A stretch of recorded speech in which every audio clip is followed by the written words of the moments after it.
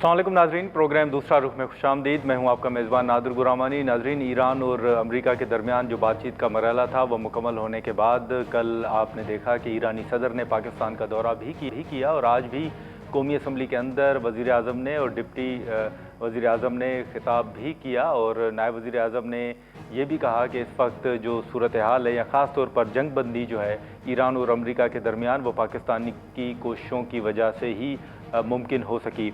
इसी के साथ साथ जो दीगर तफसीलात थीं नायब वज़ीर आज़म ने वो भी ऐवान के सामने रखी।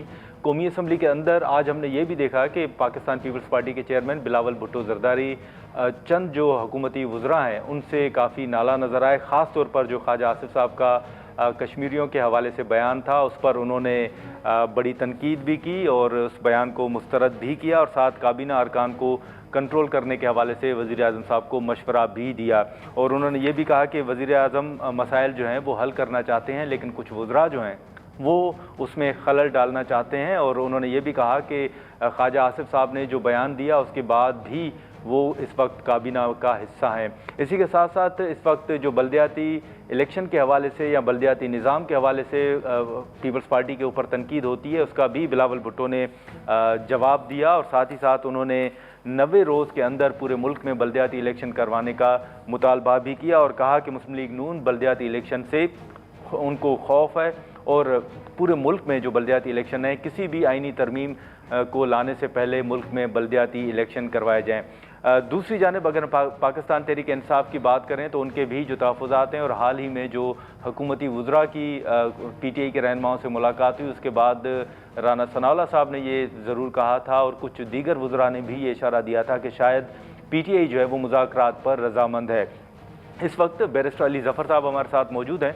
हम गुफ्तगू करेंगे क्या पेशरफ्त हुई है, PTI की हिकमत अमली क्या है, उस पर हम गुफ्तगू करेंगे। बहुत शुक्रिया अली ज़फ़र साहब, आपने वक्त निकाला। सर, सबसे पहले तो हाल ही में एक मुलाकात हुई थी, आपने देखा कि वज़ीर ख़ज़ाना साहब राना सनाउल्लाह साहब, जाहिद खान साहब भी उस मुलाकात में थे। उन्होंने PTI के रहनुमाओं से मुलाकातें की और फिर बाद में कहा गया कि PTI ने इशारा दिया है कि वो मुज़ाकरात पर रज़ामंद है। आप ज़रा इसकी तस्दीक या तरदीद करेंगे कि क्या वाकई पाकिस्तान तहरीक इंसाफ जो है वो हुकूमत के साथ बैठने के लिए तैयार है, मुज़ाकरात पर रज़ामंद है? फाटा के मामले में मसलन मुलाकात हुई है और मेरा ख्याल है एक हमारा कंसेंसस ये भी है कि कम से कम कमिटीज़ जो पार्लियामेंट्री कमिटीज़ हैं उसके लेवल पे हम कोशिश करेंगे कि किसी तरह पार्टिसिपेट कर सकें। उससे एक फिर मौका मिलता है फर्दर डायलॉग का। लेकिन मसला बेसिकली ये है कि इमरान खान साहब से चूँकि मुलाकात नहीं हो रही तो इस बात पे कोई मज़ीद जब तक वहाँ से इजाज़त नहीं मिलेगी कोई मज़ीद कार्रवाई नहीं हो सकती। आपको याद होगा कि खान साहब ने कोई तकरीबन 4-5-6 महीने पहले ये सजेस्ट किया था। उन्होंने कहा था कि जो चकज़ई साहब हैं लीडर ऑफ द अपोजिशन वो लीड करेंगे किसी किस्म का डायलॉग अगर वो करना चाहें। तो बेसिकली अभी तक तो इंस्ट्रक्शंस वही हैं, तो मेरा ख्याल है मुमकिन नहीं है कि PTI किसी डायलॉग की तरफ बढ़े। बहरहाल दूसरी बात ये भी बड़ी क्लियर है कि अगर कोई डायलॉग का या कोई बातचीत का मौका फराहम करना है तो सिर्फ बातों से नहीं, वो एक तरह से अमल के ज़रिए भी हुकूमत को ये साबित करना पड़ेगा कि वो इसके लिए तैयार हैं। और फ़िलहाल तो ये लग रहा है हुकूमत बात कुछ और करती है, अच्छी बात करती है कि जी हम मुलाकात करना चाहते हैं, बातचीत करना चाहते हैं, लेकिन जो एक्शंस हैं उनके वो बिल्कुल उसके बरक्स हैं। आप देखें कि जब भी हमारा कोई केसेस की बात होती है, खान साहब से मुलाकात की बात होती है, एहतजाज की बात होती है, डयाला जाने की बात होती है, तो हमारे लोगों को पकड़ के जेल में डाल दिया जाता है और मज़ीद केसेस फाइल कर दिए जाते हैं, सज़ाएँ धड़ाधड़ सुनाई जाती हैं। तो ये सारी जो एक तरफ आप मारधाड़ कर रहे हैं, दूसरी तरफ आप कहते हैं बातचीत, ये दोनों चीज़ें नहीं चल सकती हैं। आपको हुकूमत को अगर वाकई जेन्युइनली उनका ख्याल है कि कोई बातचीत होनी चाहिए और इस पर पॉलिटिकल डायलॉग होना चाहिए जितने मसाइल हैं, तो फिर आगे बढ़ना चाहिए। उसके लिए हुकूमत को पहला कदम उठाना है। और मैं तो समझता हूँ कि बिल्कुल एक सियासी हल ढूंढना चाहिए हमें। अगर ईरान और अमेरिका बैठ सकते हैं तो हम तो एक सियासी मुखालफिन हैं, हम क्यों इतना आगे जा रहे हैं कि بات چیت بھی نہیں ہو سکتی، لیکن اس کے لیے جیسا میں نے کہا کہ سب سے پہلی کنڈیشن یہی ہے کہ خان صاحب سے ملاقات ہو۔ ٹھیک ہے، لیکن علی ظفر صاحب یہ جو حال ہی میں محسن نقوی صاحب کے ساتھ کچھ رہنماؤں کی ملاقاتیں ہوئی تھیں جس کی بعد میں خبریں بھی سامنے آئیں، تو اس کی ذرا تصدیق کریں گے کہ کیا پارٹی کو اعتماد میں لیا گیا؟ کیا آپ کے علم میں ہے بطور پارلیمانی لیڈر کہ کیا بات چیت ہوئی اس ملاقات میں؟ اصل میں مجھے تو اس کا خبر ہی ہے، مجھے کوئی علم نہیں ہے کہ کیا بات چیت ہوئی یا کیا بات چیت نہیں ہوئی یا کس لیول پہ بات چیت ہوئی۔ مجھے اتنا ضرور پتا ہے اور اس کا تو میں آئی وٹنس ہوں کہ کچھ بات چیت ہوئی تھی جب یہ خان صاحب کو ہسپتال لے کے جانے کی بات ہوئی تھی، اور اس پہ ایک طرح سے بیرسٹر گوہر صاحب اور علامہ ناصر صاحب کی ایک آپشن بن رہی تھی کہ وہ شاید مل سکیں ان سے ہسپتال میں، کیونکہ بڑی اس وقت کرائسس تھا۔ اس بات چیت کا تو مجھے معلوم ہے، لیکن اس کے علاوہ اگر کوئی بات چیت ہوئی ہے، کوئی ڈائلاگ ہوا ہے، تو وہ میرے علم میں نہیں۔ اچھا، لیکن سر ساتھ میں آپ نے دیکھا ہوگا کہ حال ہی میں بیرسٹر گوہر صاحب نے کہا کہ 35 ہفتوں سے خان صاحب کے ساتھ ملاقاتوں پر پابندی ہے۔ آپ نہیں سمجھتے کہ یہ ایک بڑا عرصہ ہے، اور ساتھ ہی اس پورے عرصے کے دوران آپ کو پی ٹی آئی کی حکمت عملی کیا نظر آئی ہے؟ ہم نے کوشش کی ہے کہ ہم جو ملاقات نہیں ہو رہی، ہم ہائی کورٹ میں بھی پٹیشن کریں، ہم سپریم کورٹ میں بھی پٹیشن کریں، بلکہ پچھلے ہفتے تو جو میری پٹیشن تھی وہ اس کی سماعت بھی ہوئی اور عدالت نے کنٹیمپٹ کے نوٹسز بھی دیے اور حکومت کو بلایا بھی ہے کہ آپ آ کے اس کا جواب دیں۔ کچھ پٹیشنیں فائل کی ہوئی ہیں، سینیٹرز کی طرف سے کی ہیں، ایم این ایز کی طرف سے کی ہیں، لیکن ابھی تک اس میں کسی طرح لیگل بیٹل میں، لیگل جنگ میں کوئی ہماری پیش رفت ایسی نہیں ہوئی جو میں کہہ سکوں کہ یہ معاملہ حل ہو سکتا ہے۔ جہاں تک اس کے علاوہ کوئی حکمت عملی اختیار کی گئی ہے وہ آپ کے سامنے ہے، ابھی تک کوئی اس میں کوئی ایسی مثبت بات نہیں ہے، ایسی کوئی ذکر بات نہیں جس کا میں ذکر خاص طور پہ کروں۔ اچھا سر، آپ نے دیکھا ہوگا کہ اس پورے عرصے کے دوران علیمہ صاحبہ کے حوالے سے بھی بات ہوتی ہے کہ وہ پارٹی معاملات میں مداخلت کرتی ہیں۔ پھر دوسرا یہ کہ پارٹی کے کچھ رہنما جو ہیں یا زیادہ تر جو ہے وہ اس وقت لیڈرشپ جو باہر ہے وہ سوشل میڈیا سے زیادہ گھبراتی بھی ہے۔ تو آپ کیا کومنٹ کریں گے؟ یہ دو جو چیزیں ہیں آپ درست سمجھتے ہیں کہ علیمہ صاحبہ کی پارٹی معاملات میں مداخلت ہے، اور دوسرا یہ حقیقت ہے کہ جو اس وقت لیڈرشپ باہر موجود ہے وہ سوشل میڈیا سے گھبراتی ہے؟ میں ذاتی طور پہ تو یہ سمجھتا ہوں کہ وہ بہن ہیں خان صاحب کی، اور ان کا صرف ایک ایم ہے، ایک مقصد ہے، اور وہ مقصد یہ ہے کہ اپنے بھائی کو الٹیمیٹلی رہا کرائیں اور ان کی جو ان تک انصاف ملے ان کو، اور جو ان کو سالیٹری کنفائنمنٹ میں رکھا جا رہا ہے، جو ٹارچر ہو رہا ہے وہ ختم کیا جائے۔ تو اس سلسلے میں وہ اپنی کوشش کر رہی ہیں، جو کرتی ہیں، جو کر سکتی ہیں۔ تو میں اس کو مداخلت تو نہیں کہوں گا، کیونکہ مداخلت تو صرف تب ہوتی ہے اگر وہ کوئی کنٹرول کر رہی ہوں یا ان کے پاس کوئی اختیارات ہوں کنٹرول کرنے والے۔ اگر ان کی کوئی ویسے بات مان رہا ہے کوئی بھی لیڈرشپ تو وہ اپنی جگہ الگ بات ہے، وہ مداخلت اس کو میں بھی نہیں کہوں گا، وہ تو پھر ایک طرح سے ان کی جو ایڈوائس ہے اس کو فالو کیا جا رہا ہے۔ تو میں تو یہ سمجھتا ہوں کہ مداخلت والے جو الزامات ہیں وہ درست ایسا نہیں ہیں۔ اب نمبر 2 آپ نے پوچھا سوشل میڈیا، اس کا کیا انفلوئنس ہے؟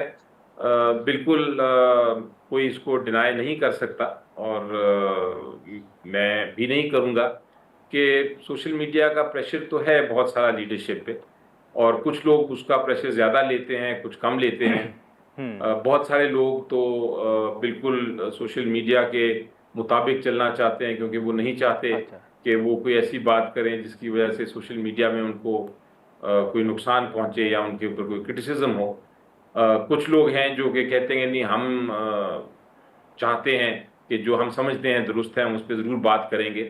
سوشل میڈیا کا اپنا ویو ہوگا، ہمارا اپنا ویو ہے، ہمیں خان صاحب نے پوسٹ دی ہوئی ہیں اور ہم نے اس کے مطابق کرنا ہے۔ تو یہ چلتا ہے، اس میں کوئی شک نہیں ہے کہ اس کا پریشر تو ہے سوشل میڈیا کا۔ ناظرین، علی ظفر صاحب ہمارے ساتھ موجود ہیں، ہم یہاں پر ایک مختصر سا بریک لیں گے، اور بریک کے بعد ہم علی ظفر صاحب کے ساتھ گفتگو کو آگے بڑھائیں گے، اور جو مزید سوالات ہیں وہ ہم ان کے سامنے رکھیں گے۔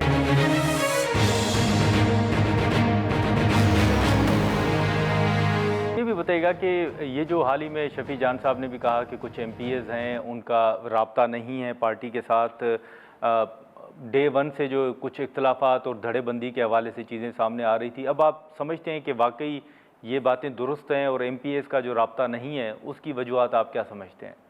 اختلافات تو ہر پولیٹیکل پارٹی میں ہوتے ہیں، اور اس کی وجہ یہ ہے کہ پولیٹیکل پارٹی کوئی ریجیمنٹ نہیں ہوتی یا کوئی اس کے اوپر کوئی پابندی نہیں ہوتی. اس کے اندر لوگ جو ہیں وہ والنٹریلی آتے ہیں، اور والنٹریلی آ کے وہ اپنی مرضی سے جوائن کرتے ہیں.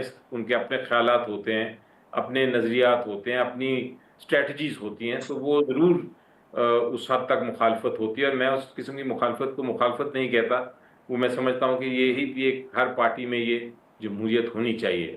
ہاں، جب آپ کی مخالفت تبدیل ہو کے دشمنی میں تبدیل ہو جائے، اور پھر آپ بجائے یہ کہ آپ پارٹی کا یا خان صاحب کا جو ایجنڈا ہے وہ فالو کریں، آپ اپنا آپس میں لڑائی کو زیادہ ترجیح دیں گے، تو اس کی میں مخالفت ضرور کرتا ہوں. اور جب بھی میں نے یہ دیکھا ہے تو میں نے کوشش کی ہے کہ میں اس چیز کو درست کرواؤں، اور کبھی کامیاب ہوتا ہوں کبھی نہیں، لیکن ضرور میں اس کوشش کرتا ہوں کہ ایسی بات نہ ہو. اب جہاں تک پی ٹی آئی کا تعلق ہے، یہ مخالفتیں میڈیا میں زیادہ آ جاتی ہیں شاید باقی پولیٹیکل پارٹی سے، لیکن اتنا مجھے پتا ہے پارلیمنٹ میں 5 سال رہنے کے بعد کہ سیاسی جماعتوں میں باقی جگہ پہ بھی بڑی مخالفتیں ہیں، لیکن وہ somehow میڈیا میں آگے نہیں آتی جتنی پی ٹی آئی کی آتی ہیں.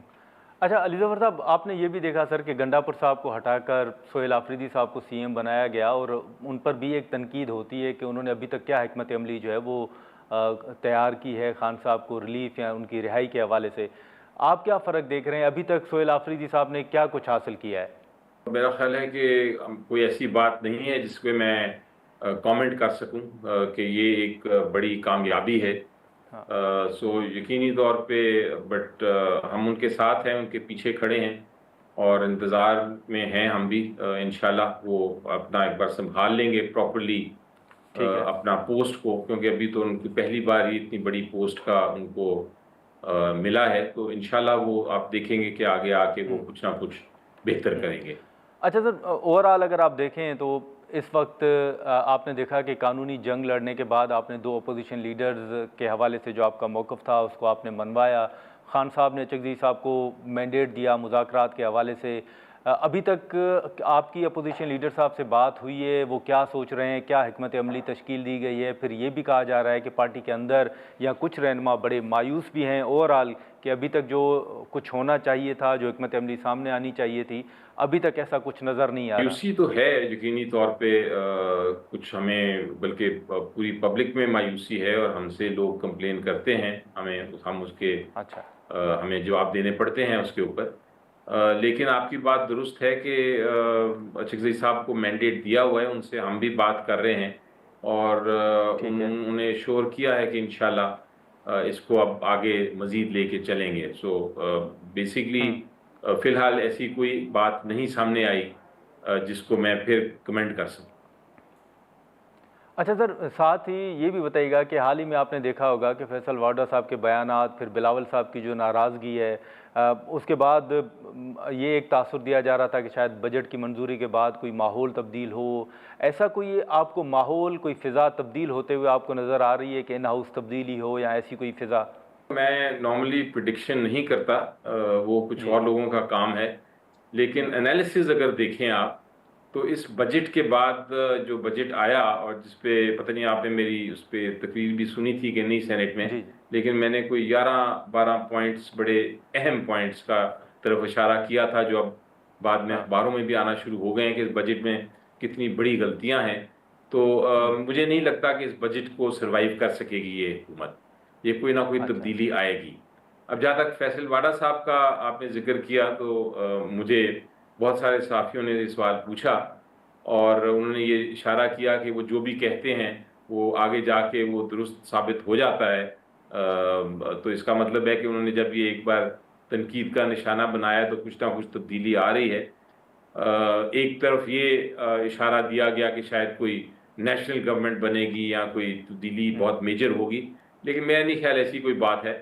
میرا خیال ہے کہ شاید ان ہاؤس کوئی وزارتیں جو ہیں تبدیل ہوں، اور اس طرف وہ شاید اشارہ کر رہے تھے، لیکن دیکھیں آگے جا کے کیا ہوتا ہے. بٹ اتنا مجھے پتا ہے کہ کوئی تبدیلی ضرور آئے گی، کیونکہ اس بجٹ کے بعد کوئی نہ کوئی سم ہیڈز ول رول، کوئی لوگ جو ہیں وہ ہٹائے جائیں گے اور نئے لے کے آئے جائیں گے. اس کے علاوہ آپ کو پتہ ہے 28ویں ترمیم کی بھی بڑی بات ہو رہی ہے، اس میں بھی ایسی کچھ چیزیں ہیں یا ایسے کوئی معاملات ہیں جس کے اوپر کنسنسس نہیں ہے سیاسی جماعتوں میں، اور جو حامی جماعتیں ہیں بالخصوص پیپلز پارٹی اور PMLN، تو وہاں بھی شاید دراڑیں پڑنے لگی ہیں. اچھا، لیکن علی ظفر صاحب یہ تو پہلے تو ایک تاثر دیا جا رہا تھا NFC کے حوالے سے، پھر جو رقم وفاق کو چاہیے تھی صوبوں سے وہ تو حاصل کر لی گئی ہے. تو ابھی آپ کے مطابق 28ویں آئینی ترمیم اگر لائی جائے گی تو حکومت کیا لانا چاہتی ہے یا اس وقت چاہتی تھی؟ سرٹنلی NFC ایوارڈ کی جو ایک کنڈیشن ہے آئین میں، جس میں یہ لکھا ہے کہ آپ ایک بار جو ایوارڈ دے دیا وہ آپ تبدیل نہیں کر سکتے، اس کو تبدیل کرنے کی کوشش ہوئی. ہر بار یہ نہیں ہو سکتا کہ صوبے از خود کوئی نہ کوئی پیسے دے دیں فیڈرل حکومت کو مدد کرنے کے لیے. تو ایک تو وہ ایک لانگ ٹرم اسٹریٹجی ضرور ہوگی کہ NFC کی جو شکیں ہیں آئین میں اس کو تبدیل کیا جائے. اور دوسرا مجھے لگتا ہے کہ کچھ صوبوں پہ بھی مزید صوبے بنانے پہ بھی ایشو ہے. آبویسلی پیپلز پارٹی نہیں چاہے گی نئے صوبے، ان کا یہ بیان ہے، یہ حکومت شاید چاہے گی. اس کے علاوہ ایجوکیشن، کچھ 18ویں ترمیم میں تبدیلیاں ہیں. اور پھر ایک یہ سنا ہے میں، جو بڑی ڈسکشن انفارمیشن ہے، پتہ نہیں سچ ہے کہ جھوٹ ہے، لیکن انفارمیشن یہی ہے، اور میری جو باتیں ہوئی ہیں لوگوں سے اس سے یہ لگتا ہے کہ شاید لوکل باڈیز کو بھی یہ اس کو بھی ایک طرح سے مضبوط بنا کے 26ویں ترمیم کے ذریعے اس کو امپلیمنٹ کرانا چاہتے ہیں. حالانکہ لوکل باڈیز کی ذکر تو ہے بڑا واضح طور پہ آئین میں، لیکن شاید اس میں مزید تبدیلی کرنا چاہتے ہیں. تو اس قسم کی چیزیں ہیں جو ابھی بھی شاید 28ویں ترمیم کے ذریعے آئیں. اچھا، آخر میں سر یہ بھی بتائیے گا کہ حال ہی میں ہم نے دیکھا کہ گورنر خیبر پختونخوا کے ساتھ PTI کے رہنماؤں کی ملاقاتیں ہوئیں، اسد کیسر صاحب تھے، دیگر رہنما بھی تھے. اب جیسے ان ہاؤس تبدیلی کی آپ بات کر رہے ہیں یا اوور آل چیلنجز کا ذکر کر رہے ہیں، تو کیا کسی مرحلے پر PTI پیپلز پارٹی کے ساتھ ہاتھ ملا سکتی ہے؟ جس طرح آپ نے خود سنا ہوگا محاورہ کی سیاست میں کچھ بھی ہو سکتا ہے، تو ابھی رول آؤٹ تو کچھ نہیں کیا جا سکتا. لیکن میرا خیال ہے کہ یہ جو بھی معاملہ آئے گا، ہمیں یہ دیکھنا ہے کہ خان صاحب کے لیے کیا بہتری ہے، PTI کے لیے کیا بہتری ہے، ملک کے لیے کیا بہتری ہے، پھر اس کے مطابق ہمیں فیصلہ کرنا چاہیے. ہر چیز کو ہم نے ریجیکٹ بھی نہیں کرنا، یہ بھی اچھی ایک حکمت عملی نہیں ہوتی. آپ نے رستے نکالنے ہیں اور دیکھنا ہے کہ آپ کی ایڈوانٹیج کیا ہے. سیاست میں یہی ہوتا ہے. تو ابھی ہمیں چونکہ ایگزیکٹلی پتہ نہیں ہے کہ کیا آنے والا ہے یا کیا لانا چاہتے ہیں، تو میرا خیال ہے کہ جب یہ وقت آئے گا تب ہمیں فیصلہ ضرور کرنا چاہیے سوچ سمجھ کے. چلیں ٹھیک ہے. علی ظفر صاحب بہت شکریہ سر آپ کا، آپ نے وقت نکالا. ناظرین، سینٹ میں پارلیمانی لیڈر سینیٹر علی ظفر صاحب کی گفتگو آپ نے سنی.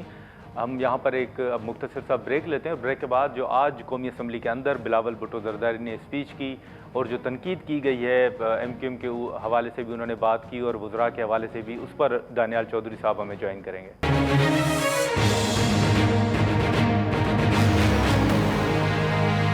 پروگرام میں ایک بار پھر خوش آمدید. ناظرین، سینٹ میں پارلیمانی لیڈر بیرسٹر علی ظفر صاحب کی گفتگو آپ نے سنی، جو مذاکرات کے حوالے سے انہوں نے کہا کہ اس وقت نظر نہیں آ رہا کہ PTI مذاکرات کی طرف جا سکتی ہے جب تک خان صاحب کی ہدایات نہیں آتی. آج جیسے ہم نے قومی اسمبلی میں بلاول صاحب کی اسپیچ کا ذکر بھی کیا، اسی پر ہم گفتگو کریں گے. بیرسٹر دانیال چودھری صاحب ہمارے ساتھ موجود ہیں. بہت شکریہ دانیال صاحب وقت نکالنے کے لیے. سر، سب سے پہلے تو ہم جو بلاول صاحب کی اسپیچ ہے اگر اس سے گفتگو کا آغاز کریں، جو خواجہ آصف صاحب کے حوالے سے انہوں نے بات بھی کی، اپنے تحفظات کا اظہار کیا اور کہا، وزیر اعظم صاحب کو کہا، مشورہ دیا کہ وہ کابینہ کے جو اراکین ہیں ان کو کنٹرول کریں. آپ یہ کیا ماحول سر دیکھ رہے ہیں؟ جو خواجہ آصف صاحب کے حوالے سے انہوں نے کہا کہ راولہ کوٹ کے حوالے سے بیانات دیے گئے اور وہ وزیر ابھی تک کابینہ کا حصہ ہے. بسم اللہ الرحمن الرحیم. تھینک یو جی for having me on the show. دیکھیں، پولیٹیکل جماعتوں میں ڈفرینسز تو آف اوپینین ہوتے ہیں. میں ہمیشہ ایک چیز کہتا ہوں کہ ہمارا اور پیپلز پارٹی کا سیاست کرنے کا طرز سیاست جو ہے وہ بڑا مختلف ہے. لیکن ہم جو اکٹھے بیٹھے ہوئے ہیں وہ اس لیے کہ ہمارا اینڈ گول ایک ہے اور وہ ہے پاکستان میں استحکام آنا، معیشت کو بہتر کرنا اور جو انسٹیبلٹی تھی اس کو ختم کرنا. تو وہ ہمارا اکٹھے ہدف ہے. لیکن جو پولیٹیکل نیریٹو ہے، پولیٹیکل نعرہ ہے، پولیٹیکلی ہمارا کام کرنے کا طریقہ ہے، وہ دونوں کا فرق ہے. تو جب ایسے آپ ایک ڈفرینٹ مائنڈ سیٹ کے دو لوگ اکٹھے ہوں تو وہاں ڈفرینس آف اوپینین ہو سکتا ہے، لیکن اٹ از ناٹ دیئر کہ ہم ان کو نیچا دکھانے کی کوشش کر رہے ہیں یا وہ ہمیں نیچا دکھانے کی کوشش کر رہے ہیں. We have two different school of thoughts, اور اگر ڈفرینٹ اسکول آف تھاٹس نہ ہوتے تو پھر ہم مرج کر کے ایک پارٹی ہوتے. کیونکہ ہمارے ڈفرینٹ اسکول آف تھاٹس ہیں، ہم الگ کام کرتے ہیں، اپنی آئیڈینٹیز ہیں، اور پارلیمان میں پاکستانی لوگوں کے لیے ہم اکٹھے بیٹھے ہوئے ہیں. تو یہ ہلکی ہلکی جو ٹھک ٹھک ہے یہ تو پھر لگی رہتی ہے، یہ جمہوریت کا حسن ہے. اچھا لیکن سر انہوں نے ساتھ میں جو ہمیشہ کراچی کے حوالے سے بات ہوتی ہے، آج بلاول صاحب نے اس حوالے سے بھی بات کی اور کہا کہ مسلم لیگ نون جو ہے وہ بلدیاتی الیکشن سے خوف زدہ ہے. ساتھ میں انہوں نے یہ مطالبہ کیا ہے کہ 90 روز کے اندر پورے ملک میں پہلے آپ بلدیاتی الیکشن کروائیں، اس کے بعد پھر اگر آپ آئینی ترمیم کی طرف جاتے ہیں تو آئینی ترمیم سے پہلے مسلم لیگ نون جو ہے وہ ملک میں بلدیاتی الیکشن کروائے. آپ سمجھتے ہیں کہ سر واقعی مسلم لیگ نون کو کچھ تحفظات یا کچھ خدشات ہیں بلدیاتی الیکشن کے حوالے سے؟ دیکھیں، ہمیں کوئی تحفظات یا بلدیاتی الیکشن کے اوپر ہمارے کوئی ریزرویشن نہیں ہے. ہم بیسکلی جو کراچی کے لوگ ہیں اور ان کی جماعت کے سینئر لوگ ہیں، ہم جب بار بار اس چیز کو اجاگر کرتے ہیں تو اس لیے کرتے ہیں کہ جب ہم ان ساروں کی حالت دیکھتے ہیں، کسی کا کمر کا درد نکلا ہوا ہے، کسی کا بازو کا، ان کی روڈز انفراسٹرکچر کا برا حال ہے، تو ہم ان کی بھلائی کے لیے بات کرتے ہیں، نہ کہ کوئی خرابی کرنے کے لیے. تو اگر ایک اچھا نظام آ جائے تو اچھی بات ہے کہ لوگوں کی رہنمائی ہوگی اور وہاں لوگوں کی آواز بن سکیں گے. جو لائٹوں کا شہر تھا وہ واپس لائٹوں کا شہر بنے، اور اس میں جو چیزیں خراب تر خراب ہو رہی ہیں وہ نہ ہوں. لیکن سر دانیال صاحب وہ تو یہ بھی کہہ رہے ہیں نا کہ کراچی پر تنقید ہوتی ہے تو چلیں وہاں تو کوئی نظام بھی ہے، پنجاب کے اندر تو بلدیاتی نہ الیکشن ہوئے ہیں نہ کوئی سسٹم ہے. تو ہم جب امینڈمنٹس کی بات کرتے ہیں تو ہم اس لیے بات کرتے ہیں کہ آپ کے آئین میں تعین ہو جائے بلدیاتی نظام کا ٹائم فریم، اس کے پیسے کو ٹرکل ڈاؤن کرنا، وہ این ایف سی میں پیسہ کیسے نیچے تک پہنچے گا، اس کا میکنزم کیسا ہوگا، اس کا طریقہ کار کیا ہوگا، ان کو پیسے کہاں سے آئیں گے، ان کی تو یہ تمام چیزیں جو ہیں جن میں کلیئرٹی چاہیے. ہم جب امینڈمنٹ اور ان کی بات کرتے ہیں تو ہم کرتے اس لیے ہیں کہ عوام کے جو نمائندے ہیں جو گراس روٹ لیول سے اٹھ کے ان کی ریپرزنٹیشن کریں گے، ایک تو ان کو اپنی پاورز کا پتہ ہو، دوسرا پاور کے ساتھ جو بہت امپورٹنٹ ہے وہ ہے ترقیاتی کام. تو ڈیولوشن اور ڈیلیگیشن آف پاور جو ہے یہ دو کانسیپٹ ہیں جو 18ویں ترمیم کے حسن تھے. تو اگر یہ دونوں چیزیں لیک کرتی ہیں تو کوئی فلا ہے، اور اس فلا کو ریکٹیفائی کرنے کے لیے ہم جو سجیشنز دے رہے ہیں ان سے بہتری آئے گی نہ کہ خرابی. تو اس کے اوپر کوئی اتنا دل پہ لینے کی بات نہیں ہے. اچھا دانیال صاحب، ایک جو قومی اسمبلی نے بل منظور کیا ہے، آپ نے دیکھا ہے کہ اس پر بڑی بات ہو رہی ہے، ٹیلی کام جو پی ٹی اے کے حوالے سے بل ہے، ٹاورز کے حوالے سے، اس پر اب پیپلز پارٹی جنہوں نے قومی اسمبلی کے اندر یہ بل منظور ہوا، اب وہ یہ کہہ رہے ہیں کہ سینٹ کے اندر اس کو منظور نہیں کرنے دیا گیا، وہ اپنے تحفظات کا اظہار بھی کر رہے ہیں. اب اس پر بڑی ایک کنفیوژن بھی ہے، آپ نے دیکھا ہوگا سوشل میڈیا پر بھی بات ہو رہی ہے. یہ سر معاملہ تھا کیا دانیال صاحب؟ ایک ایوان سے منظور ہو گیا، وہاں بھی پیپلز پارٹی موجود ہے، سینٹ کے اندر بھی موجود ہے، تو ایک ایوان کی منظوری کے بعد اب پیپلز پارٹی جو موقف رکھ رہی ہے، آپ اس سے اتفاق کرتے ہیں کہ وہ اس بل کی حمایت نہیں کرتے اور نہ ہی انہوں نے قومی اسمبلی میں بل کی حمایت کی ہے؟ دیکھیں، شزا میری بہن بھی ہے، دوست بھی ہے اور کلیگ بھی ہے، جو ہماری آئی ٹی منسٹر ہیں. ان کی بڑی دن رات کی محنت ہے کہ آپ کے آئی ٹی انڈسٹری بہتر ہوئی. پچھلے مہینے تقریباً 3 بلین کی فارن ریمیٹنس آئی. تو یہ ایک کانٹروورسی کریٹ کی گئی ہے جو جھوٹ کے اوپر مبنی تھی اور اس کو خراب در خراب کرنے کی کوشش کی گئی. حقیقت میں this all was a controversy and wrongly portrayed and wrongly managed, مطلب مینج نہیں، میں کہوں گا رانگلی اسپریڈ. تو اس کا کوئی کانوٹیشنز نہیں ہے. اس میں جو درستگی تھی وہ انہوں نے فوراً کر دی تھی. جو کوئی اوپر نیچے 19-20 بعض دفعہ ہو جاتی ہیں وہ چیزیں بھی حل ہو گئی تھی آئی تھنک. तो इसमें कोई ख़ास पॉलिटिकल माइलेज बनती नहीं है। यहाँ हमारे अपने ही कुछ लोग जो हैं वो साजिशें करने में बाज़ दफ़ा लग जाते हैं। लेकिन आपको मैं एक चीज़ बताऊँ कि वो बड़ी कॉम्पिटेंट और बड़े एफ़र्ट पुट करके इन चीज़ों को ठीक कर रही हैं, देख रही हैं, और इंशाअल्लाह जो आईटी का निज़ाम है, आईटी का सेटअप है, आईटी की चीज़ें हैं, वो हर आने वाले दिन में बेहतर होंगी, ख़राब नहीं होंगी। That I can say with all अच्छा कॉन्फिडेंस। दानियल साहब, ये जो आपने साजिश के हवाले से बात की कि अपने ही लोगों ने के तरफ जो आपने इशारा किया, तो क्या इसे ये अखज़ किया जाए कि आपका इशारा जो ऐवान के अंदर बैठे हुए लोग हैं उनकी तरफ है? देखें, she is a bright star, she is delivered, she is done it again and again. तो आपकी लेग पुलिंग के लिए तो लोग बाज़ दफ़ा होते हैं। तो I think except for leg pulling it is nothing else. इन्होंने बड़ा अच्छा डिलीवर किया है, बड़ा अच्छा काम कर रही हैं, और जो आईटी की चीज़ें हैं वो हर आने वाले दिन में बेहतरी की तरफ जा रहे हैं। 5G is a revolutionary step that recently took place. इसी तरह खंबा राइट पे लगे या लेफ्ट पे लगे या सेंटर में लगे, उसके तरीक़ेकार के ऊपर ही बात हो रही है ना एक खंबे की। तो वो इतना कोई दिल पे लेने वाली चीज़ नहीं है। I think it has been rectified, और वो उसी तरह होगी जिस तरह अवाम के लोग जो लोगों की नुमाइंदगी करते हैं वो चाहते होंगे। अच्छा सर, अगर रेक्टिफाई ये हो गया है, ये चीज़ें दुरुस्त हो गई हैं जैसे आपने कहा, तो फिर पीपल्स पार्टी अभी भी क्यों कह रही है कि वो इस बिल की हिमायत नहीं करेगी?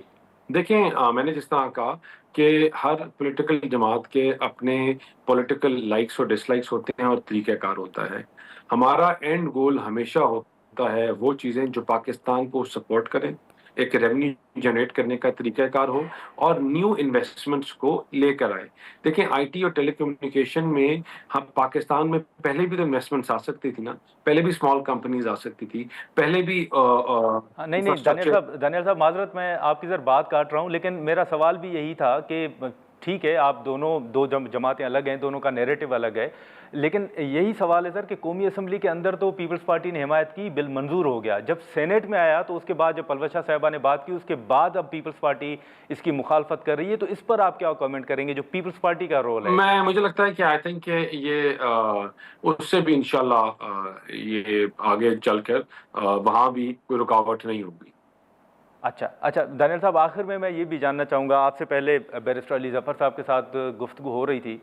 हाल ही में जो राना सनाउल्लाह साहब ने कहा कि पीटीआई ने इशारा दिया है कि वो मुज़ाकरात करेंगे। अली ज़फ़र साहब कह रहे हैं कि जब तक खान साहब के साथ मुलाकात नहीं होती, उन्हें नहीं लगता कि पीटीआई मुज़ाकरात की तरफ जाएगी। आपको भी यही नज़र आ रहा है सर? देखें, अगर तो 2 चीज़ें हैं जिसकी वजह से मुज़ाकरात के ऊपर डेडलॉक है। एक रीज़न है कि जलाओ-घिराओ, तफ़रीक और नफ़रत के सियासत का बयानिया, और दूसरा बसाखियों का ढूँढना और डील और ढील के मुंतज़िर।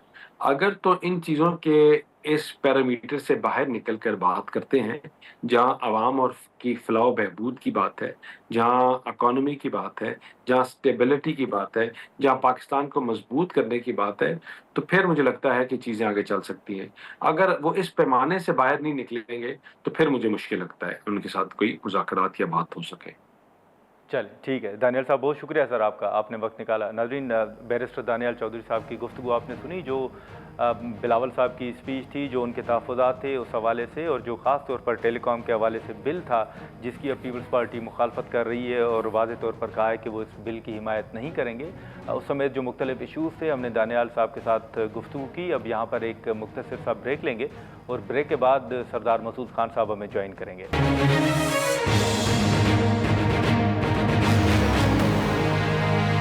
प्रोग्राम में एक बार फिर खुशामदीद। नाजरीन, जैसे शुरू में हमने जिक्र किया कि आज ऐवान के अंदर, कौमी असम्बली के अंदर, नायब वज़ीर आज़म इसहाक़ डार साहब ने भी अपना एक बयान जो है वो ऐवान के सामने रखा, और ऐवान को ये बताया जो इस वक्त मुज़ाकरात हुए और बातचीत का जो पहला मरहला मुकम्मल हुआ, और उसके बाद उन्होंने ये वाज़ेह तौर पर भी बताया कि पाकिस्तान की कोशिशों की वजह से जो जंग बंदी ईरान और अमरीका के दरमियान हुई उसको यकीनी बनाया गया।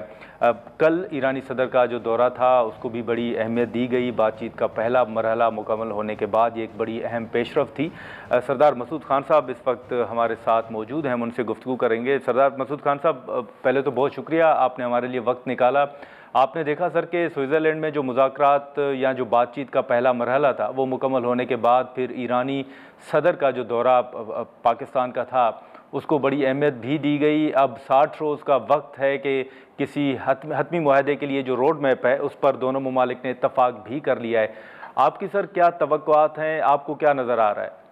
میرا خیال ہے کہ ہم مذاکرات کے تیسرے دور میں داخل ہونے والے ہیں. پہلا جیسا کہ آپ نے خود کہا کہ 60 روزہ مذاکرات جو ہوں گے اس کے لیے راہ ہموار کر دی گئی ہے اور مفاہمتی یادداشت پہ دستخط پھر جو ہے لیک لوسرن میں مذاکرات ہوئے اور اس سے جو ہے بنیادی امور طے کر لیے گئے ہیں. 4 ورکنگ گروپ قائم کیے گئے ہیں. اس میں ایک جو ہے اس کا نیوکلیئر فائل سے تعلق ہے، ایک جو ہے وہ مانیٹرنگ کرے گا، ایک جو ہے جو معاشی پابندیاں ہیں یا کسی قسم کی بھی پابندیاں ایران کے اوپر ہیں، اور دوسری جو چوتھی ہے وہ ریکنسٹرکشن اینڈ ڈیولپمنٹ کا ورکنگ گروپ ہے. تو اس کا مطلب یہ ہے کہ ڈھانچہ ابھر کے آیا ہے. اس کے ساتھ ساتھ اگر آپ دیکھیں 2 اہم ترین کمیٹیاں ہیں. ایک ڈی کنفلیکشن کمیٹی ہے جس نے وہ لبنان میں جو ہے جنگ بندی کروانی ہے، اور وہ بہت ہی ضروری ہے کیونکہ اگر اس میں کوئی کامیابی نہیں ہوتی جنگ بندی کے سلسلے میں تو پھر دوبارہ سے جو ہے ہاسٹیلیٹیز کا آغاز ہو سکتا ہے یا پھر جو ہے ان مذاکرات میں تعطل آ سکتا ہے. اور دوسرا یہ ہے کہ ایک ہائی لیول کمیٹی ہے، جو یہ ہائی لیول کمیٹی کا یہ فریضہ ہے جس میں ہمارے وزیر اعظم بھی شامل ہے، قطر کے وزیر اعظم ہیں، نائب صدر جے ڈی وینس اور باقر کالباف ہے. تو یہ کمیٹی جو ہے ابھی تک جو فیصلے ہیں ان کا جائزہ لے گی، اور میرے خیال ہے آنے والے چند دنوں میں ایک اور اجلاس ہونے والا ہے. ایک ان کے پاس ایک اور ہاٹ لائن بھی ہے، hotline between Tehran and Washington. وہ خاص طور سے یہ دیکھے گی کہ آبدہ ہرموز کی صورتحال کو کیسے سنبھالا جائے تاکہ ویسلز کی آمد و رفت میں، وہ آئل ٹینکرز ہوں یا کارگو ویسلز ہوں، اس میں کسی قسم کی وہ غلط فہمی پیدا نہ ہو، کوئی مس کمیونیکیشن نہ ہو. تو میرا خیال ہے کہ اگر آپ پورے کے پورے اس ڈھانچے کو دیکھیں، یہ جو پریزیڈنٹ ٹرمپ صاحب کے حال ہی میں کچھ بیانات تھے اور اس کے بعد جو مختلف سینئر لیڈرشپ ہے یا ملک کے اندر بھی جو سینئر رہنما ہے وہ بھی کہہ رہے ہیں کہ یہ ایک بڑا نازک ایم او یو ہے اور ابھی آگے بات چیت چلنی ہے، جیسے آپ نے بھی ذکر کیا. آپ سمجھتے ہیں کہ ابھی بھی اتار چڑھاؤ جو ہیں وہ آ سکتے ہیں؟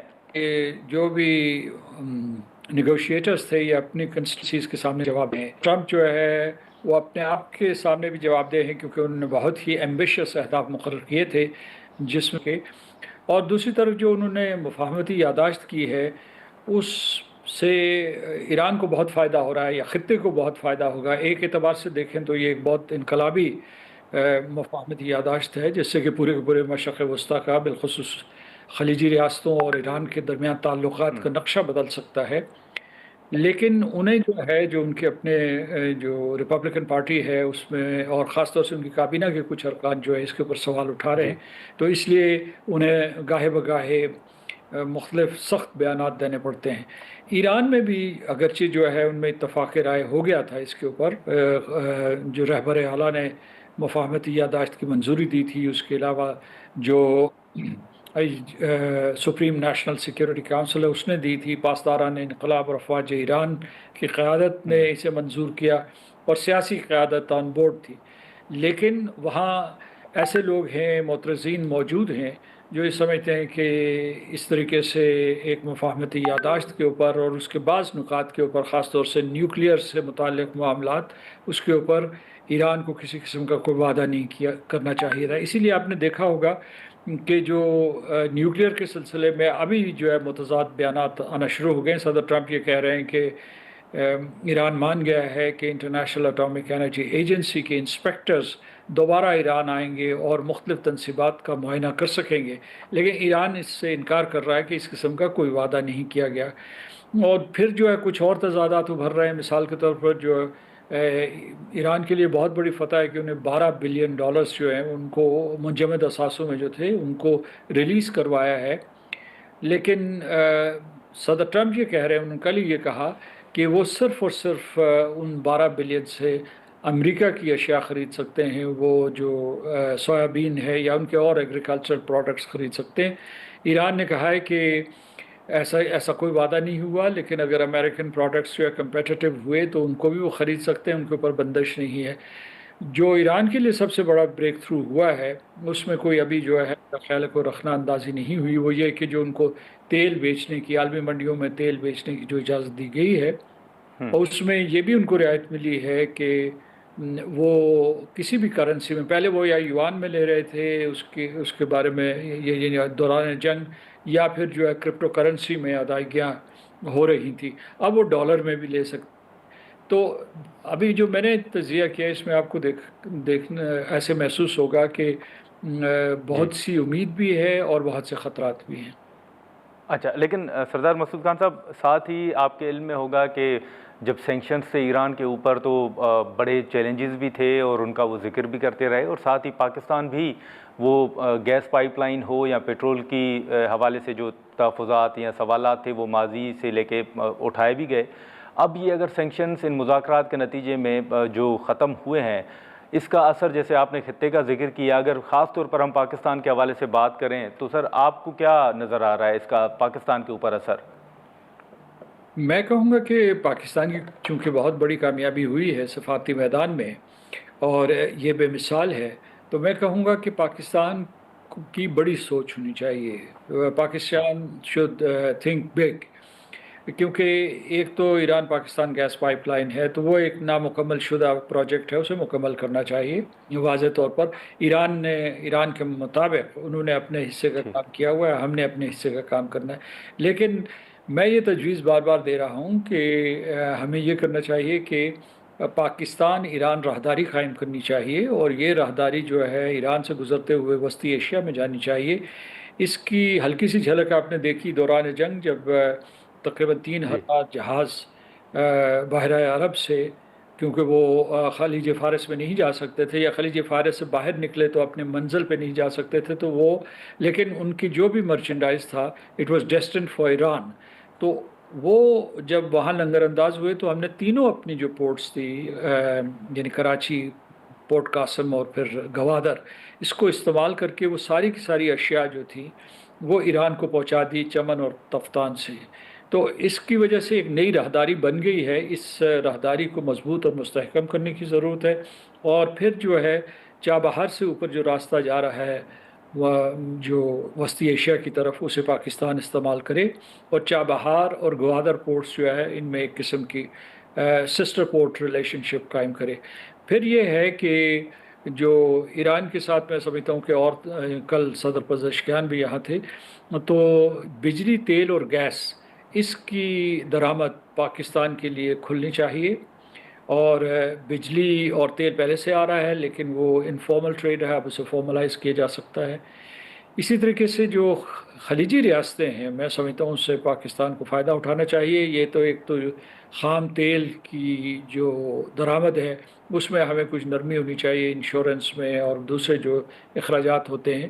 لیکن سب سے بڑا جو اس وقت پاکستان فائدہ اٹھا سکتا ہے، جو اس کے لیے جو خیر سگالی کا جذبہ پورے خطے میں پایا جاتا ہے، وہ یہ ہے کہ ہم خلیجی ریاستوں سے، یورپ اور امریکہ سے زیادہ یہاں زراعت میں، صنعت میں، نیو ٹیکنالوجیز میں اور ٹیک سٹارٹ اپس میں سرمایہ کاری کروائیں.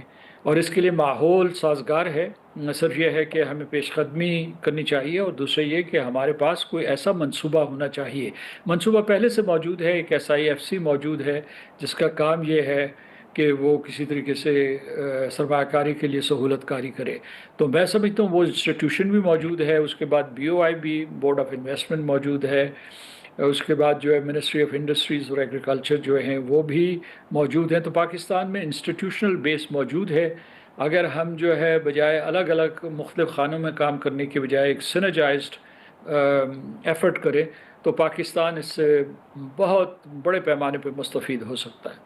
اچھا سر، آخر میں میں اس سے ایران امریکہ سے ہٹ کے ذرا ایک سوال کروں گا. آج قومی اسمبلی کے اندر خواجہ آصف صاحب کا ایک راولہ کوٹ کے کشمیریوں کے حوالے سے جو بیان تھا، جس پر بلاول صاحب نے بڑی ناراضگی کا اظہار بھی کیا، اور انہوں نے کہا کہ وزیر دفاع ابھی تک کابینہ کا حصہ کیوں ہیں. میں آپ سے سر جاننا چاہوں گا، اگر آپ کی نظر سے خواجہ آصف صاحب کا بیان گزرا ہو یا آج کی بلاول صاحب کی اسپیچ گزری ہو، آپ سر کیا اس ساری صورتحال پہ کومنٹ کریں گے؟ جو خواجہ صاحب نے کہا ہے کہ راولہ کوٹ کے جو لوگ ہیں وہ تو کشمیری نہیں ہیں. میں صرف یہ کہوں گا کہ اگر آزاد کشمیر کے لوگ سن 1947 میں متحرک نہ ہوتے اور اپنا خون نہ دیتے تو آزاد کشمیر آزاد نہ ہوتا. راولہ کوٹ سے میری مراد پونچھ ہے، اور پھر اس کے ساتھ جتنے ملحقہ علاقے ہیں، وہ کوٹلی ہے، میرپور ہے، وہ محاذ تھے. जिसमें वहाँ के लोगों ने कुर्बानियाँ दी, और ये जो खत्ता है 13,200 मुरबा किलोमीटर का, उन्होंने खून दे के इसे आज़ाद करवाया है। दूसरा एक बात ये है कि इसी मेरा ख़ुद ताल्लुक़ जो है वो रावलाकोट की धरती से है, और हमारे बानी सरदार मोहम्मद इब्राहिम ख़ान का भी उसी धरती से ताल्लुक़ है।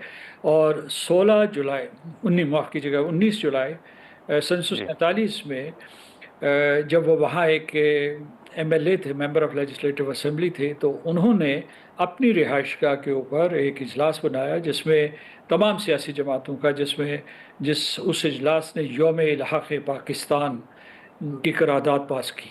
अगर वो करारदाद पास ना होती और उसके बाद फिर उन्होंने आके जद्दोजहद की, तो मैं समझता हूँ कि पाकिस्तान के नुक्ता नज़र से और कश्मीर के नुक्ता नज़र से रावलाकोट के लोग मोहसिनीन हैं, और इस तरीके से उनकी जो शनाख्त से इनकार मुनासिब नहीं है। चलें, बहुत शुक्रिया सरदार मसूद खान साहब, आपने वक्त निकाला। नाज़रीन, सरदार मसूद खान साहब की गुफ्तगू आपने सुनी, जो ईरान और अमेरिका के दरमियान बातचीत का पहला मरहला मुकम्मल हुआ। ईरानी सदर ने पाकिस्तान का दौरा किया, और साथ ही साथ आज जो कौमी असम्बली के अंदर बिलावल भुट्टो ज़रदारी ने एतराज़ात उठाए ख्वाजा आसिफ साहब के बयान के ऊपर, उस पर हमने गुफ्तगू की। आज के प्रोग्राम में इतना ही, इजाज़त दीजिए, अल्लाह हाफ़िज़।